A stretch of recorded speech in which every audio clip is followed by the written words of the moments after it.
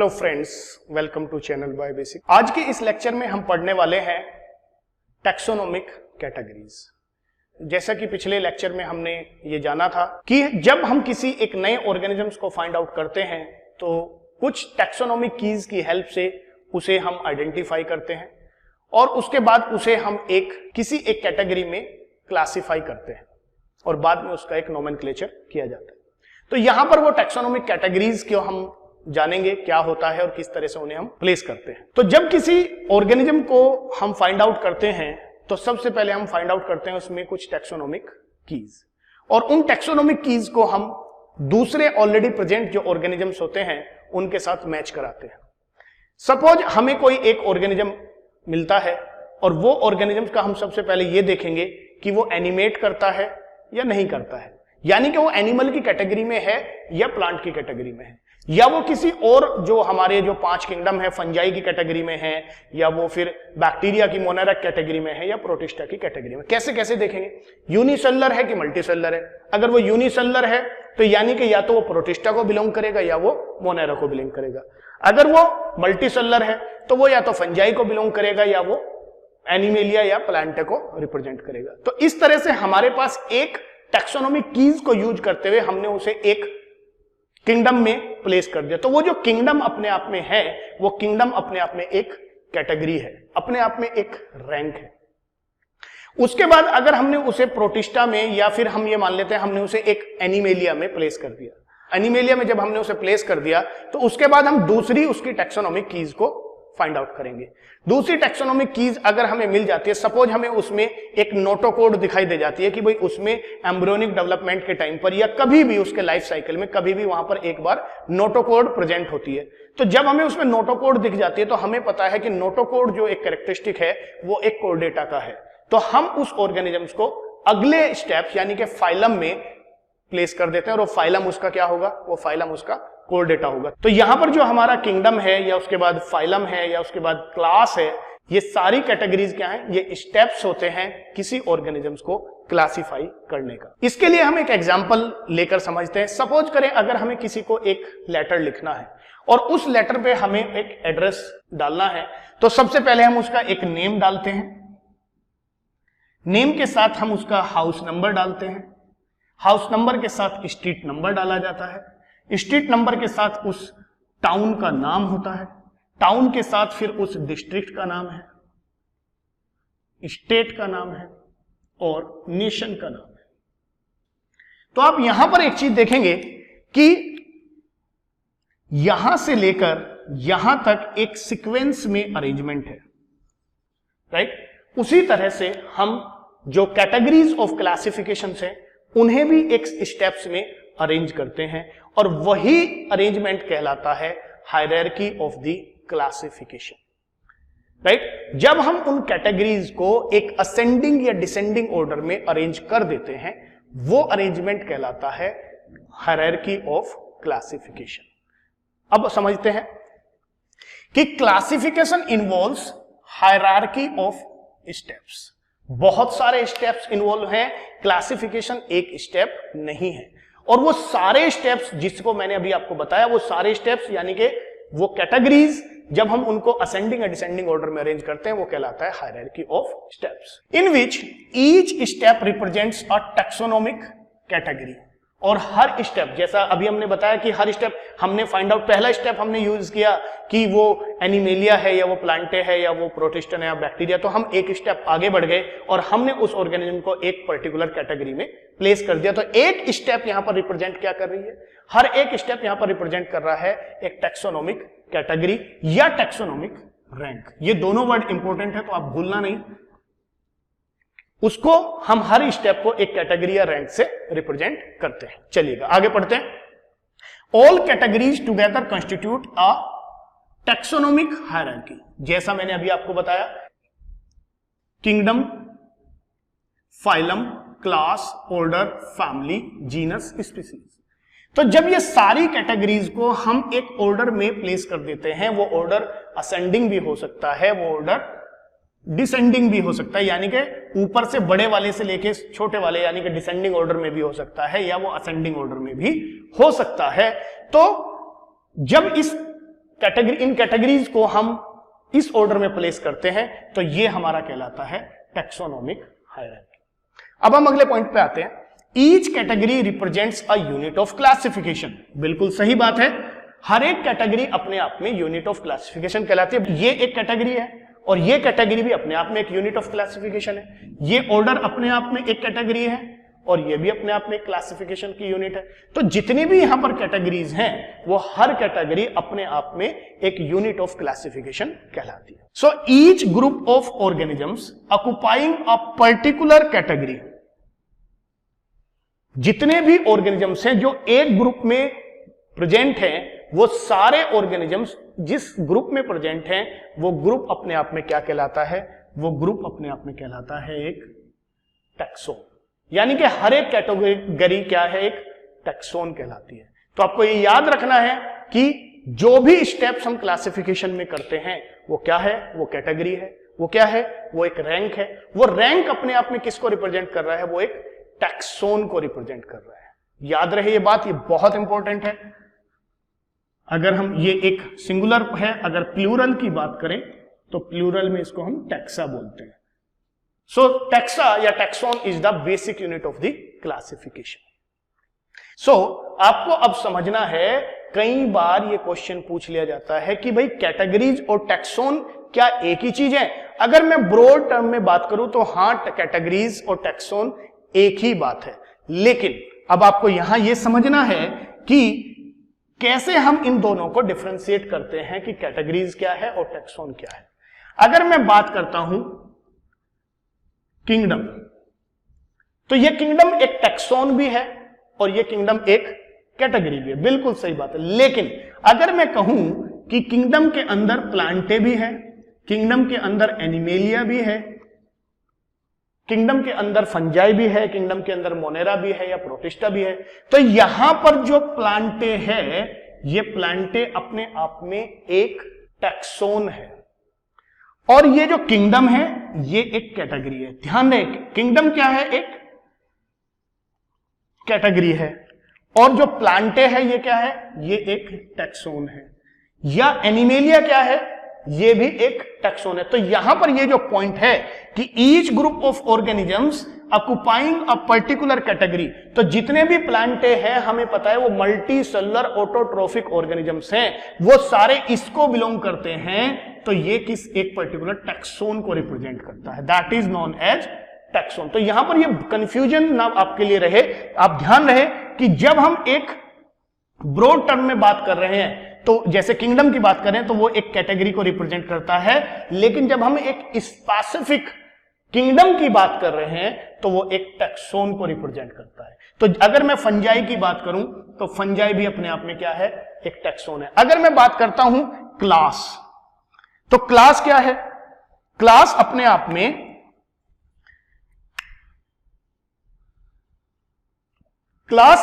में एक कैटेगरी है, लेकिन अगर मैं क्लास में मैमेलिया वर्ड यूज करता हूं तो ये अपने आप में एक टैक्सोन है। अगर मैं यहां पर क्लास में एम्फीबिया वर्ड यूज करता हूं तो ये अपने आप में एक टैक्सोन है। तो इसलिए आप में कंफ्यूज नहीं होना है कि कैटेगरीज और टैक्सोन में क्या डिफरेंस है और क्या सिमिलरिटीज है। नाउ वी अंडरस्टैंड कि वो कौन कौन सी कैटेगरीज हैं जिनको हम क्लासिफिकेशन में यूज करते हैं। देखिएगा, जो सबसे बड़ी कैटेगरी होती है वो कैटेगरी होती है किंगडम। किंगडम के नीचे जो कैटेगरी है वो फाइलम है, फाइलम के नीचे क्लास है, क्लास के नीचे ऑर्डर है, ऑर्डर के नीचे फैमिली है, फैमिली के नीचे जीनस है और जीनस के नीचे स्पीसीज है। इसलिए ये ध्यान रहे कि यहां पर जो टैक्सोनॉमिक कैटेगरीज हैं, there are 7 obligate taxonomic categories. 7 हमारे पास ऑब्लिगेट कैटेगरीज है, यानी कि जब किसी ऑर्गेनिजम्स को हमें क्लासिफाई करना है तो इन 7 कैटेगरीज में तो उसको प्लेस करना ही करना है। इसके अलावा कुछ नॉन ऑब्लिगेट कैटेगरीज भी होती हैं, जैसे स्पीसीज के नीचे सब स्पीसीज हो सकती है, वो एक नॉन ऑब्लिगेट है, यानी कि वो हो भी सकती है और नहीं भी हो सकती। जीनस के बाद कुछ नहीं होता, फैमिली के नीचे या फैमिली से जो ऊपर है वो सुपर फैमिली होता है, या ये इंपॉर्टेंट है, कई बार पूछा गया है, जीनस और फैमिली यानी कि फैमिली के ठीक नीचे ट्राइब्स भी होता है, ऑर्डर के नीचे सब ऑर्डर होता है, क्लास के नीचे सब क्लास भी होता है, और क्लास के ऊपर सुपर क्लास भी होता है। फाइलम के नीचे सब फाइलम होता है, लेकिन किंगडम के नीचे कोई क्लासिफिकेशन या ऑब्लिगेट नॉन ऑब्लिगेट कैटेगरीज नहीं होती है। तो ये जो हमने इधर लिखा है, जो बाहर इस ट्रायंगल से बाहर लिखी है, वो सारी हमारी नॉन ऑब्लिगेट कैटेगरीज हैं, जिनको हम क्लासिफिकेशन करते टाइम यूज कर भी सकते हैं और नहीं भी कर सकते। लेकिन जब किसी ऑर्गेनिज्म को क्लासिफाई किया जाता है तो ये 7 कैटेगरीज हमें याद रखनी है, और ये 7 कैटेगरीज का जो हमने अरेंजमेंट किया है, यही अरेंजमेंट कहलाता है टैक्सोनॉमिक हायरार्की। अब यहां पर आपको बहुत इंपॉर्टेंट चीज ये याद रखनी है कि जिस टाइम पर हम एक असेंडिंग ऑर्डर में जाते हैं, ये छोटी कैटेगरी है, ये बड़ी कैटेगरी है, तो जिस टाइम पर हम छोटी कैटेगरी से बड़ी कैटेगरी की तरफ जाते हैं, यानी कि असेंडिंग ऑर्डर में जाते हैं, सो बहुत इंपॉर्टेंट बात है ये, the common characters decrease.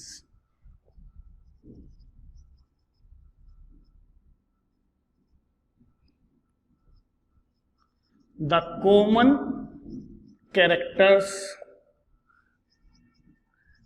Decrease, यानी कि अगर जो किन्हीं दो ऑर्गेनिजम्स में जो कैरेक्टर्स मैच करते हैं, जो कॉमन कैरेक्टर्स मैच करते हैं, वो कैरेक्टर्स जीनस में जाते ही कम हो जाएंगे, फैमिली में जाते ही और कम हो जाएंगे, और किंगडम तक पहुंचते पहुंचते वो बहुत कम हो जाएंगे। तो ध्यान रहे, असेंडिंग ऑर्डर में यानी कि species to kingdom, common characters जो है वो हमेशा घटते हैं, लेकिन ध्यान रहे general characters are increased.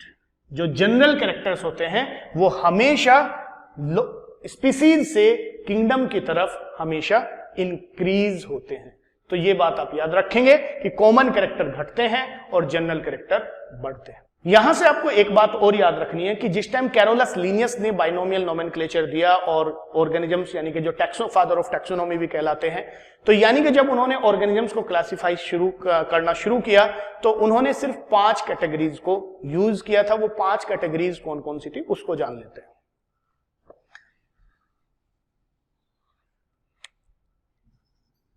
Carolus Linnaeus categories of classification.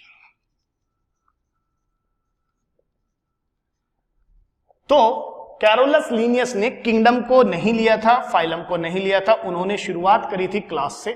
सो पहली जो कैटेगरी थी वो क्लास, क्लास के बाद ऑर्डर, ऑर्डर के बाद फैमिली, फैमिली के बाद जीनस, और जीनस के बाद उन्होंने लिया था वैरायटी। तो ये वो 5 कैटेगरी हैं जिन कैटेगरी को कैरोलस लीनियस ने अपने क्लासिफिकेशन में यूज किया था। लेकिन बाद में या अभी करंट में जो कैटेगरीज यूज की जाती हैं वो 7 कैटेगरीज यूज की जाती हैं, जिनको हम 7 obligate categories of the taxonomy भी कहते हैं। अब हम समझते हैं कि किस तरह से ऑर्गेनिजम्स को हर एक कैटेगरी में प्लेस किया जाता है या हर एक कैटेगरी अपने आप को कैसे रिप्रेजेंट करती है। Now we understand the first taxonomic category and that is species. Species क्या है? Species is a basic and smallest unit of the classification. अभी हमने एक ट्रायंगल बनाया था और ट्रायंगल में हमने सबसे ऊपर की तरफ स्पीसीज बनाया था। आप देखेंगे कि वो सबसे छोटा, सबसे कम एरिया को रिप्रेजेंट कर रहा है। तो सबसे छोटी यूनिट जो है वो क्या है? वो स्पीसीज है। और ये एक एग्जिस्टिंग यूनिट है। एग्जिस्टिंग यूनिट का मतलब है जिसकी अपना एक अस्तित्व है, जो दिखाई देता है सामने। अगर मैं अपनी बात करूं तो होमो सैपियंस, यानी कि sapiens is standing in front of you, right. So ये जो एक यूनिट है, ये यूनिट स्टैंडिंग है। अगर हम बात करें जीनस की, तो जीनस तो स्टैंड नहीं करता है, लेकिन स्पीसीज एग्जिस्ट करता है। तो बेसिक स्मॉलेस्ट बेसिक है, स्मॉलेस्ट यूनिट है, और एग्जिस्टिंग यूनिट है क्लासिफिकेशन की। कैसे डिवाइड करते हैं इसमें? सो वो सारे organisms, the group of organisms which are morphologically similar, जो मॉर्फोलॉजिकली अगर हम उनकी रूपरेखा देखें वो बाहर से कैसे दिखाई देते हैं, वो एक जैसे दिखने चाहिए। अगर हम जितने भी होमो सैपियंस की बात करें या हम किसी एक मैंगो की बात करें तो वो सारे मैंगोज अगर देखें तो जो उनमें कॉमन कैरेक्टर्स हैं वो सिमिलर होंगे, राइट। अगर हम ह्यूमंस की बात करें तो ह्यूमंस में वही 2 आंख, 1 नाक, 2 हाथ, राइट। कलर डिफरेंस हो सकता है, हाइट डिफरेंट हो सकती है, ब्लड ग्रुप डिफरेंट हो सकता है, लेकिन जो बेसिक यानी कि जो कॉमन कैरेक्टर्स हैं वो सबसे ज्यादा कॉमन होते हैं स्पीसीज में। तो group of individuals which are morphologically similar, right, and the all individuals of that category, यानी कि स्पीसीज के अंदर जितने भी इंडिविजुअल्स होंगे वो सारे जेनेटिकली सिमिलर होंगे। So they carry the similar type of genetic material and are able to breed freely. ये बहुत इंपॉर्टेंट बात है कि वो आपस में इंटरब्रीड कर सकते हैं, और इंटरब्रीड करने के साथ साथ they can produce a fertile offspring, right. तो फर्टाइल ऑफस्प्रिंग्स पैदा कर सकते हैं, इंटरब्रीड कर सकते हैं, मॉर्फोलॉजिकली सिमिलर होंगे और जेनेटिकली भी सिमिलर होंगे। वो सारे ऑर्गेनिज्म जो ये सारे कैरेक्टर्स को कैरी करते हैं उनको उठाकर एक ग्रुप में रख दिया जाता है, एक कैटेगरी में रख दिया जाता है, और वो कैटेगरी कहलाती है स्पीसीज। जो कंसेप्ट ऑफ स्पीसीज है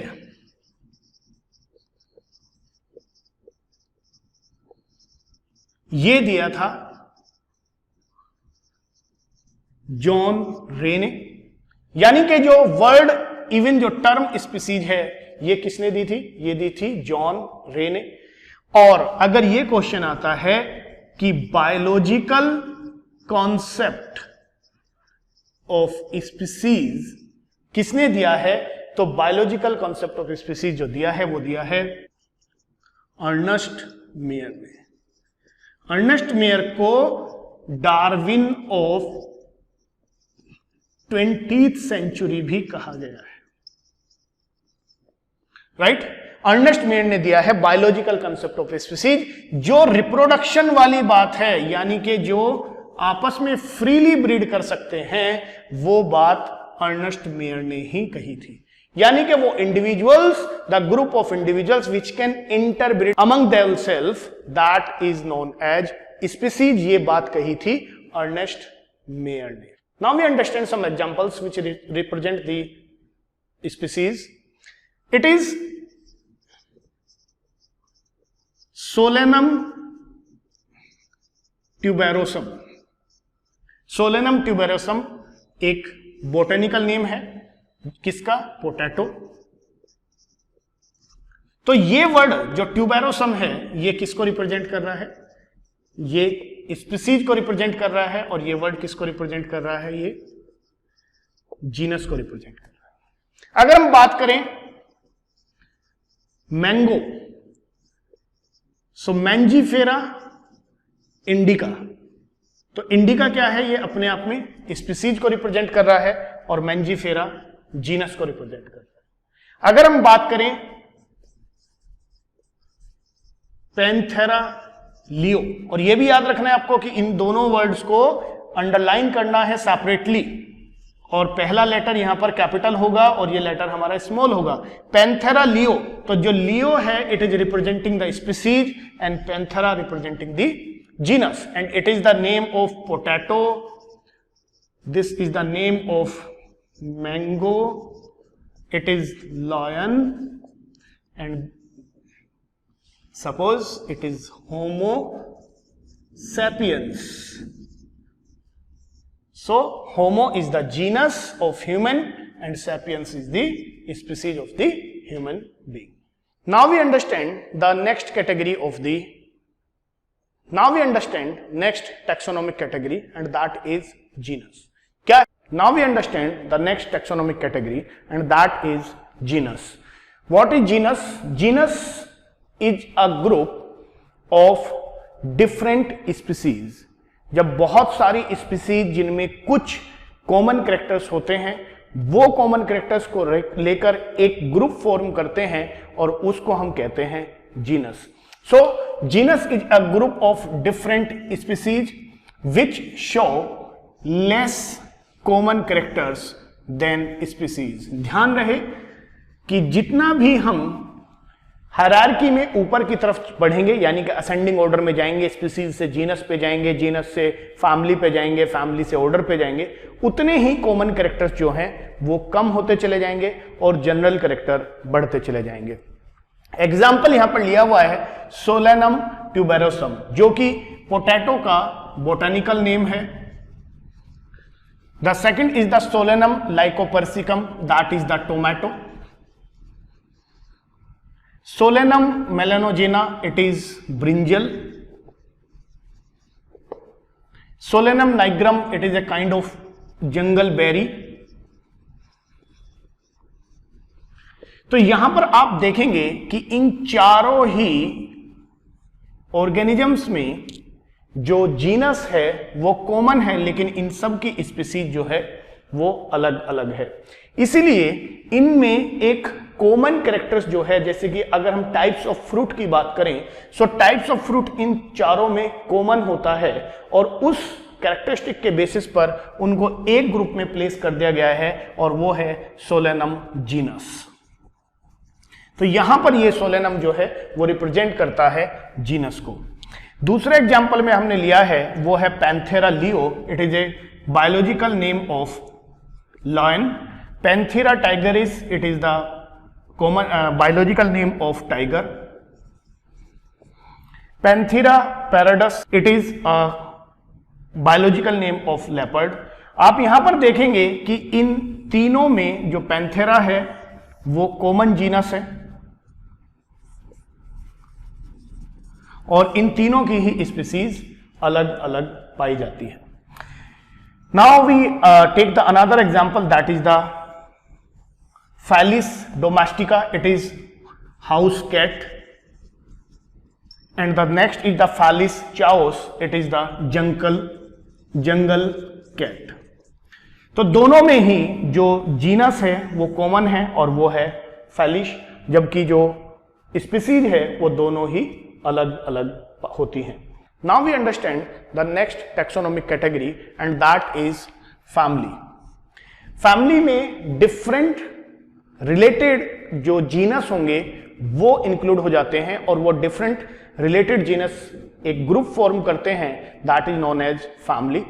सो group of different related genus which show less common characters. ध्यान रहे जैसे जैसे हम असेंडिंग ऑर्डर में ऊपर की तरफ बढ़ेंगे वैसे वैसे जो कॉमन कैरेक्टर्स हैं वो डिक्रीज होते चले जाएंगे। अभी हमने पिछले एग्जाम्पल में पढ़ा था कि सोलेनम एक जीनस है जिसके अंडर में 3 स्पीसीज को हमने पढ़ा था। उसी तरह से एक दूसरा जीनस है that is Datura, petunia. So here you can see there are 3 different genus. ये तीनों ही क्या हैं? ये तीनों एक अलग अलग जीनस को रिप्रेजेंट करते हैं, लेकिन ये तीनों ही जीनस एक फैमिली को रिप्रेजेंट करते हैं और वो फैमिली है Solanaceae. Similarly you can see here, हमने पिछले एग्जाम्पल में पढ़ा था कि जो कैट है वो फेलिस जीनस को रिप्रेजेंट करती है और जो लायन या टाइगर या लेपर्ड है वो पैंथेरा जीनस को रिप्रेजेंट करता है, लेकिन ये दोनों ही जीनस एक फैमिली को रिप्रेजेंट करते हैं और वो फैमिली है फेलिडी। सिमिलरली अगर हम डॉग की बात करें तो जो डॉग है वो कैंसिडी फैमिली को रिप्रेजेंट करता है। तो डॉग की जो फैमिली है वो कैंसिडी है और जो कैट की या लॉयंस की फैमिली है या टाइगर की फैमिली है वो फेलिडी है। तो ये दोनों क्या है? ये यहां पर फैमिली है और ये भी क्या है? ये फैमिली है। Now we move to the next taxonomic category and that is order.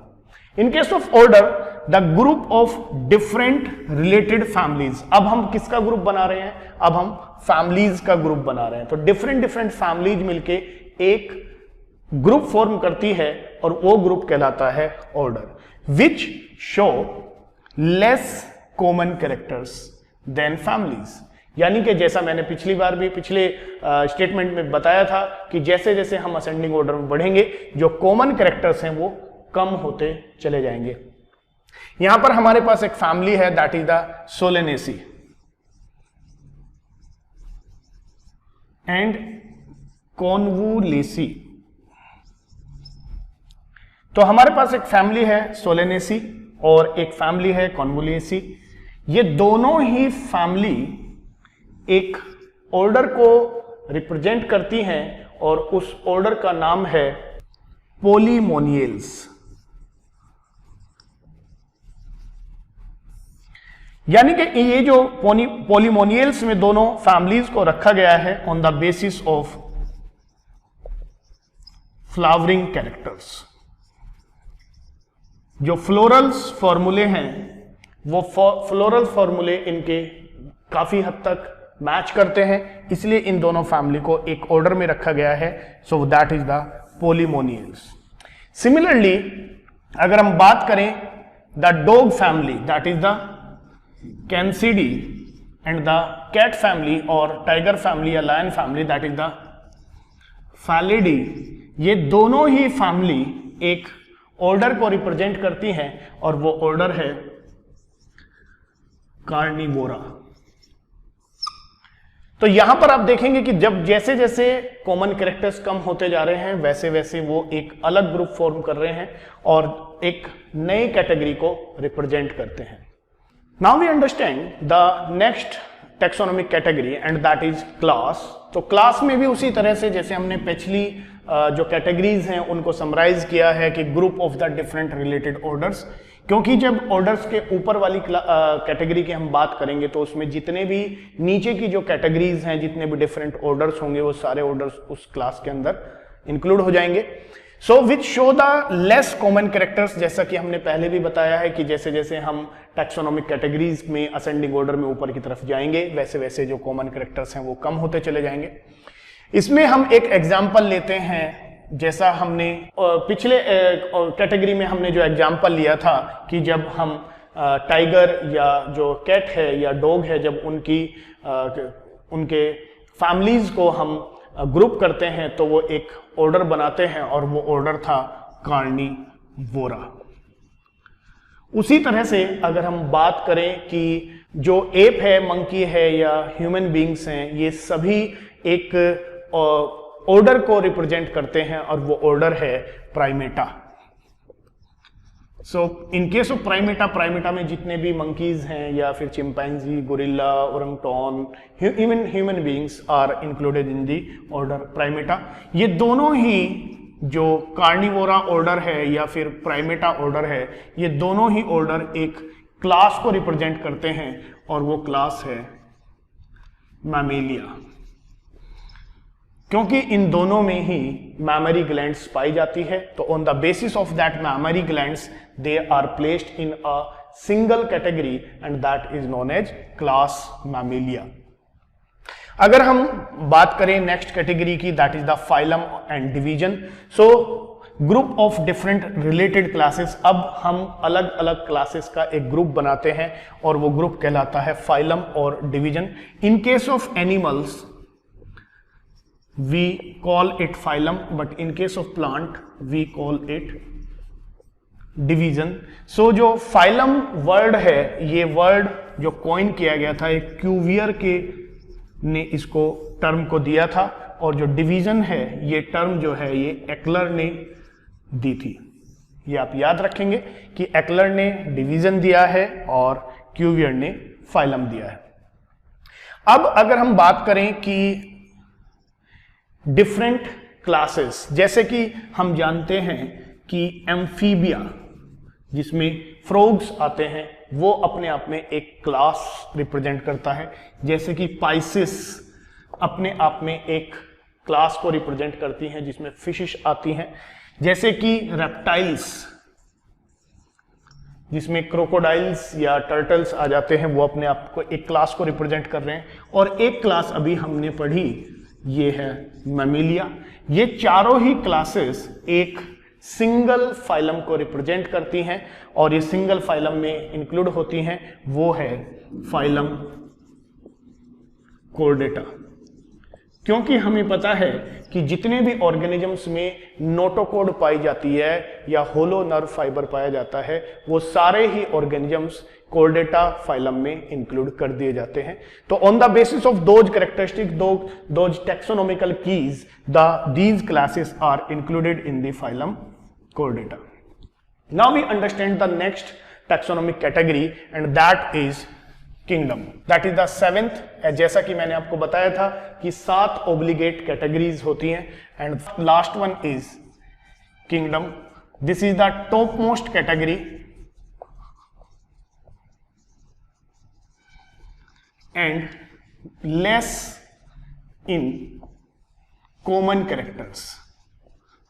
The organisms which are under this category, they have very less common characters. So as we know that there are the 5 kingdoms. The one is the Animalia, Plantae, Monera, Protista and Fungi. So there are the 5 kingdoms. So on the basis of taxonomical key, जैसा मैंने आपको बताया था, वो सारे organisms जो heterotrophic हैं और एनिमेशंस यानी कि मूवमेंट शो करते हैं, वो एनिमेलिया में आए। प्लांटे जो मूवमेंट शो नहीं कर रहे हैं या अपना खाना खुद बनाते हैं, ऑटोट्रोफिक हैं, वो इस कैटेगरी में आ गए। मोनेरा में जितने भी प्रोकैरियोटिक ऑर्गेनिजम्स हैं और यूनिसेलुलर हैं, वो सारे मोनेरा में आ गए। प्रोटिस्टा के अंदर यूनिसेलुलर है और साथ ही साथ वो यूकैरियोटिक भी है, वो प्रोटिस्टा में आ गया। और फंजाई में वो ऑर्गेनिजम्स हैं जो मल्टीसेलुलर हैं और साथ ही साथ वो सैप्रोफिटिक भी हैं, यानी कि हेट्रोट्रोफिक तो हैं लेकिन सैप्रोफिटिक हैं, तो वो फंजाई के अंदर इंक्लूड कर दिए जाते हैं। I hope you understood all about the taxonomic categories. Next video में हम आपके लिए लेकर आएंगे टैक्सोनॉमिकल एड्स, और वो भी एग्जाम पॉइंट ऑफ व्यू से बहुत इंपॉर्टेंट है। अगर आपको ये वीडियो पसंद आया तो प्लीज़ लाइक जरूर करें, चैनल को सब्सक्राइब करें और अपने फ्रेंड्स को शेयर करें। Thank you so much for watching this lecture.